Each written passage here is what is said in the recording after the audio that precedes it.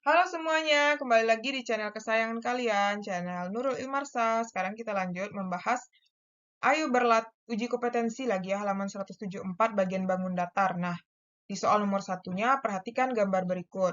Tentukan mana yang termasuk bangun segi banyak dan bukan segi banyak. Nah, di sini yang gambar segi banyak itu adalah A, kemudian B, kemudian D, kemudian F, kemudian H, dan I.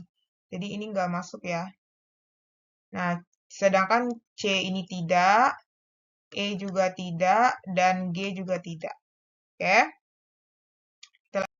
Nah, sekarang kita lanjut nomor 2-nya. Berdasarkan gambar sebelumnya, tentukan mana yang termasuk bangun segi banyak beraturan dan bangun segi banyak tidak beraturan. Nah, jadi yang segi banyak beraturan itu adalah yang beraturan itu adalah BFI. Ya, BFI. Mana I? Ah, ini. Tapi kalau yang tidak beraturan itu adalah ADH. ADH. Oke, kita lanjut. Nomor 3, sebutkan ciri-ciri dari bangun segi banyak beraturan. Nah, ciri-cirinya adalah sisi-sisinya sama panjang, dan sudut-sudutnya memiliki ukuran yang sama. Oke. Nomor 4. Hitunglah jumlah sudut lancip dan sudut tumpul pada bangun segi banyak yang tak beraturan tersebut. Nah, di sini yaitu banyaknya sudut lancipnya adalah 1, 2, 3, 4. Sedangkan sudut tumpulnya adalah 1, 2. Oke? Oke. Nomor 5, buatlah bangun segi banyak dengan ketentuan sebagai berikut. Yang A, bangun segi banyak beraturan dengan 8 sisi. Nah, berarti ini ya, ini gambarnya. Yang B, bangun segi banyak tak beraturan 5 sisi. Nah, ini 5 sisi. Yang C, bangun segi banyak beraturan 5 sudut lancip. Nah, ini bentuk bintang ya.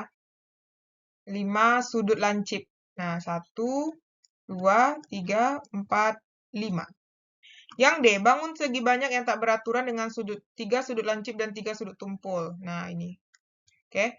Jadi, itulah jawabannya ya. Kita lanjut. Nomor 6. Budi setiap pagi berolahraga lari mengelilingi taman kota yang berbentuk segi 6 beraturan. Jika panjang salah satu sisi taman kota tersebut adalah 50 meter, maka berapa jarak yang ditempuh oleh Budi untuk mengelilingi taman kota tersebut? Nah, berarti tinggal dikalikan aja 50. Dia kan segi 6, berarti 50 dikali 6, yaitu 300. Jadi jarak yang ditempuhnya adalah 300 meter. 7. Sebutkan persamaan dan perbedaan ciri-ciri bangun A dan B tersebut. Nah, jadi kalau yang A ini, dia memiliki, ini yang A ya, persamaannya adalah memiliki, kita garis yang persamaan dulu. Persamaannya adalah memiliki 4 sudut, 4 titik sudut, dan 4 sisi diagonal. Diagonalnya saling berpotongan, membentuk sudut siku-siku.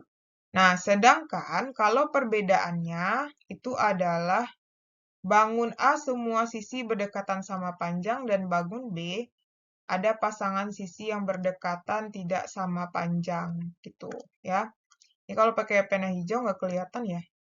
Nah, jadi nih perbedaannya adalah bangun A semua sisi berdekatan sama panjang, bangun B ada pasangan sisi yang berdekatan tidak sama panjang gitu. Jadi kalau untuk lebih jelasnya boleh adik-adik pause videonya ya dan dibaca gitu. 8. Dapatkah dibuat segitiga siku-siku sekaligus sama kaki? Jelaskan pendapat kalian. Ya, dapat. Nah, kayak gini. Segitiga siku-siku sekaligus sama kaki. Ya, bisa. Berarti ini sama panjang kan? Nah, kayak gitu. Ya. 9. Dapatkah segitiga tumpul sekaligus merupakan segitiga siku-siku? Jelaskan pendapat kalian. Nah, tidak bisa karena bila hal itu terjadi, berarti dalam segitiga jumlah ukuran sudut menjadi lebih dari 180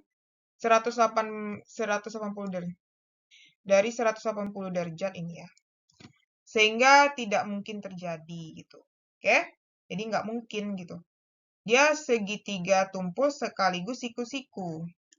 Kalau siku-siku berarti ya udah berarti ya 90 di sini. Berarti ini. Tapi kalau segitiga tumpul, bayangkanlah. Ini tumpul misalnya 180. Sedangkan segitiga itu totalnya harus 180.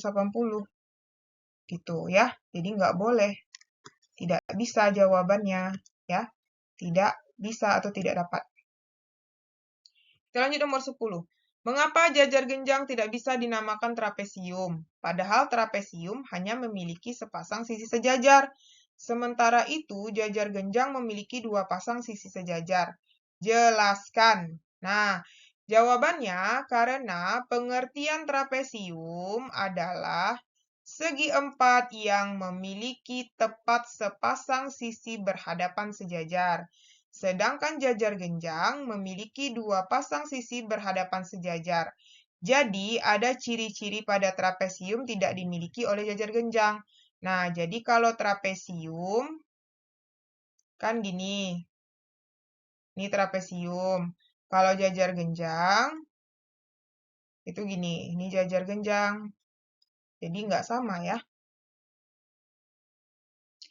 11. Ciri apa saja yang menyebabkan belah ketupat tidak bisa dinamakan trapesium? Karena belah ketupat tidak memiliki ciri atau tidak memiliki tepat sepasang sisi sejajar ya. Jadi kan dia saling apa tuh kan? Saling ini aja melengos aja gitu kan. Jadi dia nggak ada yang sejajar gitu. Oke. 12. Buatlah minimal 4 bangun datar berbeda bentuknya, kemudian susun menjadi satu bangun datar dengan berbagai cara yang mungkin. Nah, kita gambar nih misalnya. Kan ini bisa buat gambar orang kan? Gambar orang. Nah, dia kan minimal 4. Berarti boleh lebih dari 4 gitu. Oke? Terdiri dari segitiga, lingkaran, ini apa ya? Trapesium, persegi panjang, persegi panjang. 13. Buatlah suatu bangun datar tertentu yang dapat diuraikan menjadi minimal 4 bangun datar yang berbeda. Nah, misalnya ini. Jadi, misal buat trapesium, kalian buat gambar trapesium, nanti digaris-garis aja gitu. Misalnya gini, ini bentuknya segitiga, terus ini ada trapesiumnya, terus ada segitiga, ada jajar genjang, ada segitiga gitu. Oke? 14. Perhatikan penyusunan beberapa bangun datar sehingga menjadi satu bangun berikut. Susun berapa bangun datar tersebut sehingga menjadi satu bangun datar yang berbeda dengan gambar tersebut. Nah, misalnya kayak gini. Ya terserah aja, boleh kayak gini kan. Jadi ini bentuknya kayak rumah gitu kan. Ada segitiga, ini segitiga, persegi panjang. Jadi bentuknya terserah aja, pokoknya yang ada di sini semuanya gitu. Oke? 15. Perhatikan bangun datar yang telah diuraikan menjadi beberapa bangun datar berikut. Uraikan bangun datar tersebut sehingga menjadi beberapa bangun datar yang berbeda dengan gambar tersebut. Nah, misalnya kayak gini. Dijabarkan yang ini ya. Nah, ini bentuknya. Sebenarnya ini udah dikasih tahu sih. Jadi ada segitiga, ini kan? Ada segitiga lagi, ada ini. Segi berapa nih? 1, 2, 3, 4, segi 5, segitiga, trapesium, dan persegi. Oke? Kita lanjut.